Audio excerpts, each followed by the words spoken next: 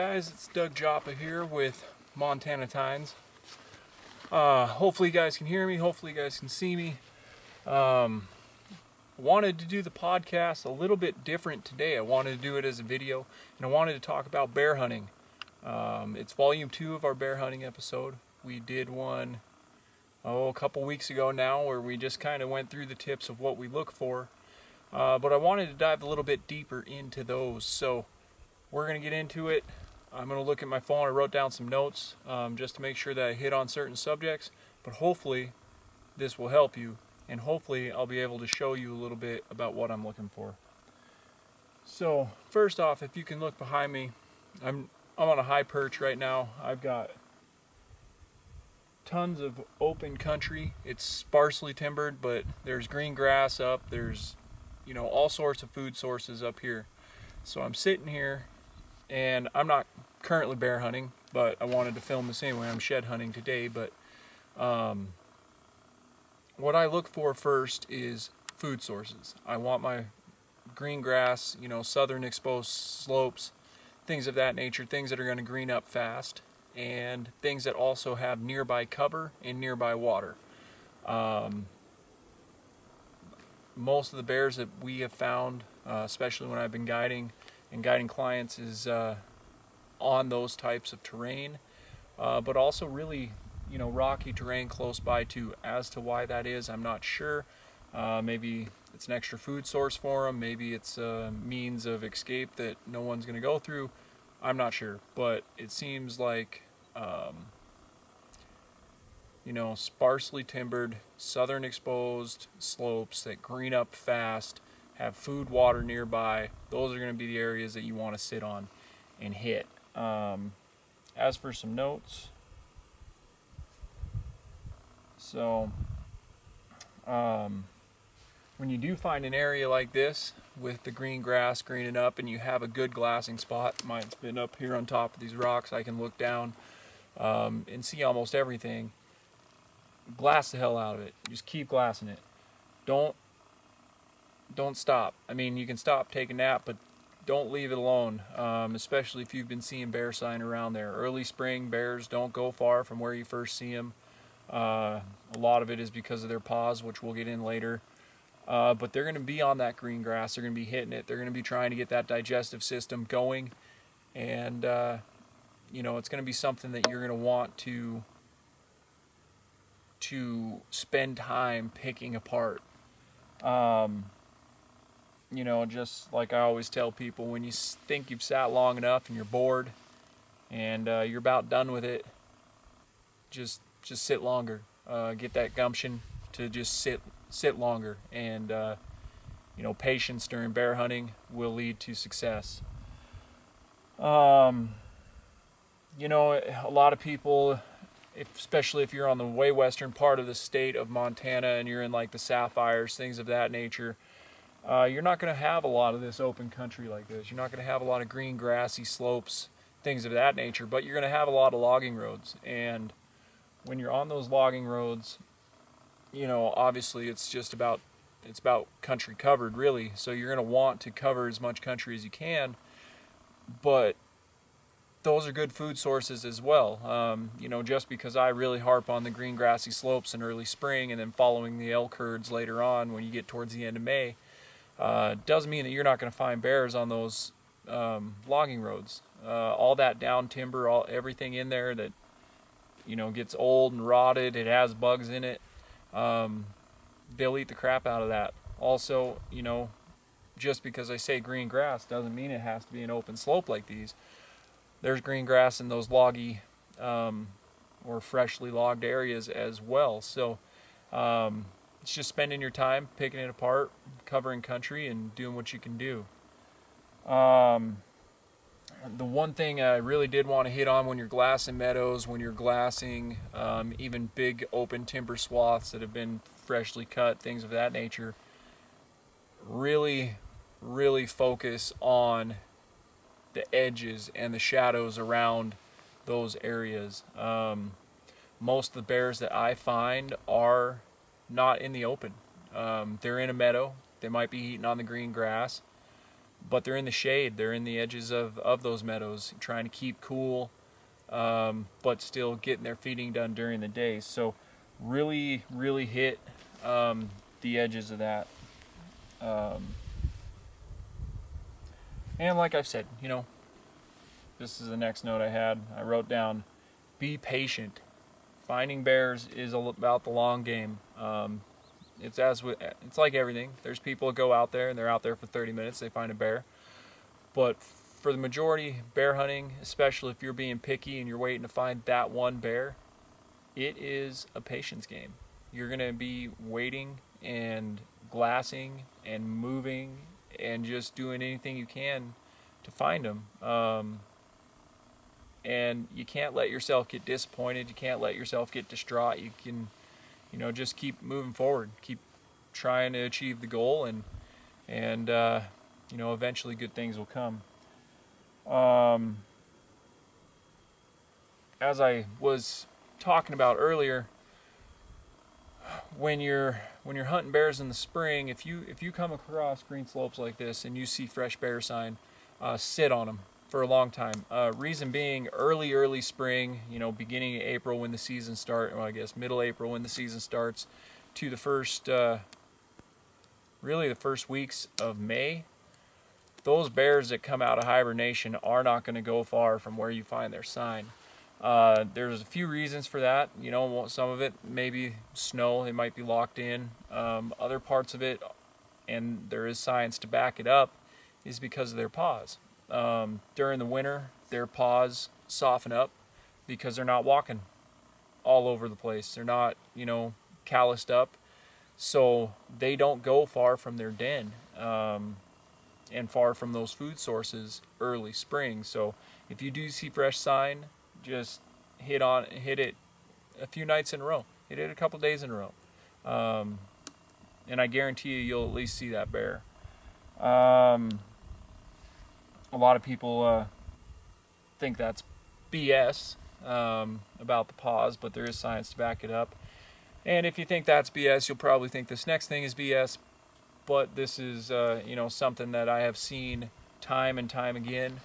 If you have a night where it rains, it gets cold, and the grass frosts up, you're going to want to probably start your day a little later until that grass burns off. The reason being, for some reason, bears don't really forage much on grass that is frosted up. Not sure why that is. I have no clue actually, but hold on a minute. But it does have, like, that's true. That's a real thing. As much BS as it may sound, it is a real thing. I can count the number of times that I have seen a bear early morning on days like that. And if you do see a bear, they are almost always in the timber and almost never on the green grass until that stuff burns off. So you just gotta wait. You just gotta wait for the frost to burn off, and those bears will come out again.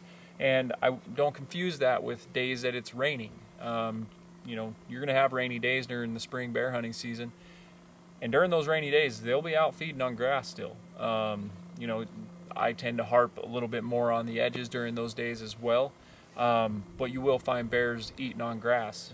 For some reason, rain and precipitation is different than the frost for them, and I still am not sure what it is, but through all the time guiding and everything else and hunting bears for myself and for my buddies, that is something that we have consistently seen. So, which brings me to my next part, and my favorite part about spring bear hunting. You can do it in the fall too, although I don't think it's as highly effective, but that is calling for bears. It's something that not a lot of people do. A lot of people just do spot and stalk, glass in the grass, things of that nature. But calling for bears does work. During the early spring, mid-April to about mid-May, rodent calls are money. Gopher calls, things of that nature. They are good to use, and we have called in when, especially like when I was guiding and working with other guides, there was a lot of bears that were called in with rodent calls, rabbit distress calls, gopher calls, any of that type of thing works wonders. Especially after they, what we call blow the plug, and get their digestive system open, they're going to be looking for food that's not grass anymore. They're going to start that switch from grass into, other things. And those rodent calls seem to work really well in the early spring. My favorite part of bear hunting, though, comes in, later spring, towards the middle of May to the middle of June. That last month of the season here in Montana is probably my favorite. It coincides with the elk calves dropping on the ground, so you're gonna have deer fawns, you're gonna have moose calves, you're gonna have elk calves. All of them are gonna be dropping during that time. Those bears will follow those herds of elk, and they will try to feed on those calves. I have called in plenty of bears with elk calf distress calls, and those elk calf calls, it's not a gentle mew. It is a distress call. You're a calf screaming for mom, and you do that until you're blue in the face. I used to go about 5 minutes straight calling, wait about 10 minutes just calling intermittent in between. So you'd hit the real hard 5 minutes of distress where it's nonstop for 5 minutes, and then you just throw out little lost calf sounds, while you're waiting, and you wait for about 10 minutes, and then you hit that distress again. And those bears will come into that, like I said, during that last month of the season from about May 15th to June 15th. If I see a herd of cows, I'm sitting there. I'm going to sit and watch them, and I'm going to look around the edges and see if bears are around. They will shadow those herds, and you'll see them on the fringes waiting for their turn to get something to eat. So those calf distress calls, they work, and you just got to be consistent with it. You got to hit it. And I'm not talking about, little 45-minute sets here and there. I'm talking about you're hitting it, and you might do your 45 minutes of calling where you're following that, 5 minutes of pure just mayhem, followed by lost calf, and you're doing that for 45 minutes. But then you're going to want to wait. You want to wait in that spot for a while after you stop. A lot of those times those bears will come in when you're silent, when you're least expecting it. You've got to remember that they're hunting. They're hunters. They are trying to come in. They're trying to be stealthy, and they're trying to increase their chance of success as well. So you just got to sit there. You got to be patient. You got to wait for them, and hopefully that'll lead towards success.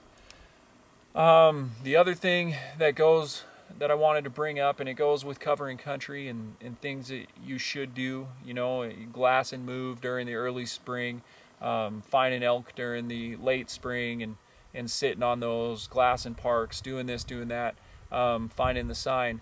That's all good if you have time to get in the field. A lot of us don't have time to get in the field. So when you don't have time to get in the field, you've got to use other methods, and that is where e-scouting comes in. I enjoy the hell out of the Onyx app. I have my phone at the ready all the time. It's tracking me as we speak because I'm out here shed hunting.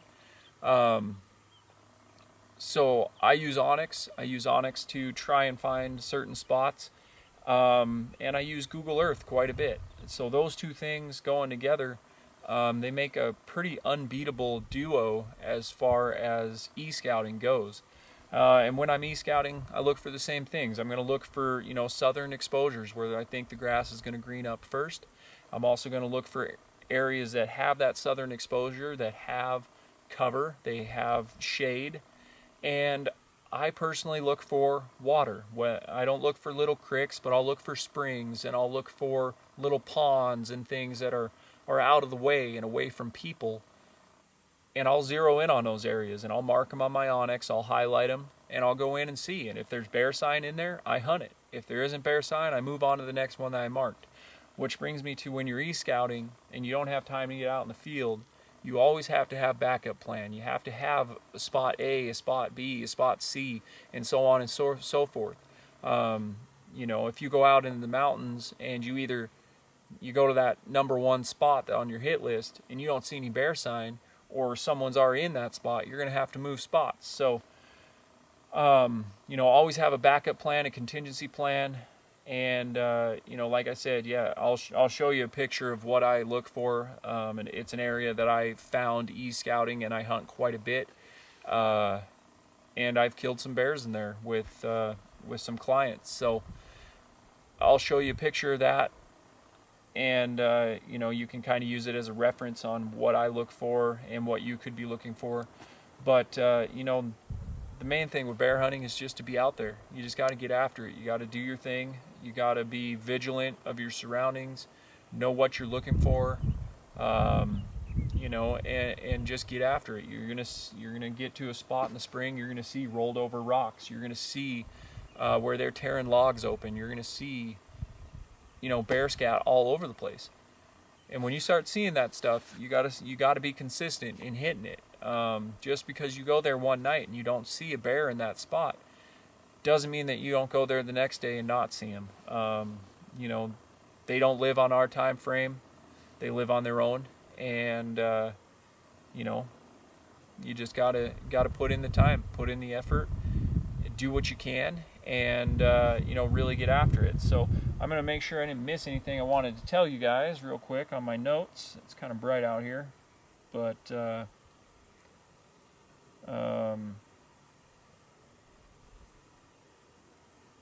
yeah, I don't think I missed anything. But and some of this might sound redundant. Some of it might be a little bit of the same stuff as the volume 1 that I went into. But I'm trying to just get into better detail this podcast.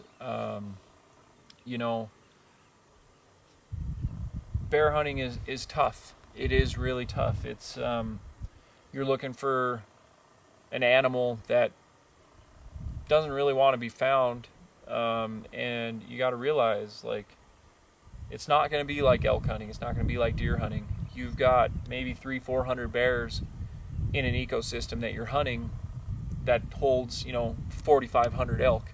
So you're not going to see the amount of bears. But I can't harp on it enough. Just understanding what their food sources are. Early spring, they're hitting the grass. They're trying to get their digestive system working, and then they will transition. And which brings me to a thing that I maybe forgot to bring up. So if you're in an area and you're looking at bear, and you're seeing a bunch of sign, you can tell pretty easily what their food sources is. If they're eating pretty much primarily grass and you find scat, it's obviously going to have grass in it. It's going to look a little bit like what your dog poop in your yard would look like if your dog's been eating grass. You're going to see grass inside the scat. It's going to have kind of a pellet-like shape to it. And it's going to be like kind of a lighter greenish color for the most part. And then once they blow the plug and once they switch food sources, you're gonna start seeing a little bit different color. It's gonna start to darken up. It's gonna become more of a brownish color, sometimes a blackish color, and a lot of that, it all depends on what they're eating. But when they do that, when you start seeing that, and you stop seeing the green grassy type of scat, and you start seeing that other type that is a different color, a different consistency, it's more of a tube shape, that is when you know that is when at least I start hitting the calls really hard. I still look at the grass because they'll still forage throughout, but I do hit the calls really hard once I start seeing that transition in their scat. And like I said, if you have an area where there's moose calves on the ground, hit it hard. If you have an area where there's deer fawns and you've seen bear sign around, hit it hard. If you have areas where you are seeing elk calves and they're frolicking around playing, shadow that herd and watch around them, and you will see bears. Bears will be more mobile come later in the spring than they were in the early. A little bit of it is because their paws not hardening up yet, but they also when they start hunting for different food that is mobile, they cover more country. Also, it coincides with the later in the spring, they start to rut. They start looking for a mate. You'll start seeing, which you don't want to see because it means that their hides are starting to go down, which is one of the reasons most people hunt bears. But you'll start seeing trees and stuff that they're rubbing on that'll have bear hair in it. And that's trying to shed that winter coat, get that summer coat on. It's also a part of marking their territory during the rut. And they'll be looking for, especially the big males, they'll be looking for females to mate with during that time, and they'll be covering a lot of country. Which brings me to another call that we used quite a bit when I was guiding, and that is a bear cub call and a sow call. And you can find them on the internet. I forget who made the ones that we used, but those seem to work pretty well. It's kind of a grunt type sounding thing. It kind of sounds like a buck grunt a little bit. And of course cubs sound kind of like a baby crying. And we would use those calls quite a bit. And I'll have to see if my buddy still has some footage that I might be able to put up, but he was able to, he was hunting a bear, and the client just couldn't end up making the shot, but he watched a big male bear come in and kill cubs so that they could mate again. So those big males will hunt those cubs later on, trying to kill them, because that will bring the female back into estrus, and they can mate with them. So other than that, guys, I'm out here shed hunting. I'm going to get back to it. I was successful today.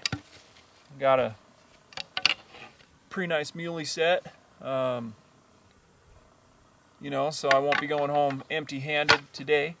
Not the elk set I was looking for, but I still got quite a ways back to the truck. And I wanted to do the podcast this way, so that way those of you that are listening on YouTube actually have something to watch, because YouTube is primarily a video platform. And I hope that this brings more listeners to my YouTube. And if you guys are listening on whatever platform, Apple Podcasts, Google Podcasts, anything like that, then you're not going to get to see the photos that I'm going to put up here in a minute of my onyx and what I look for. It's an area I have saved. I'm going to put that up for reference, and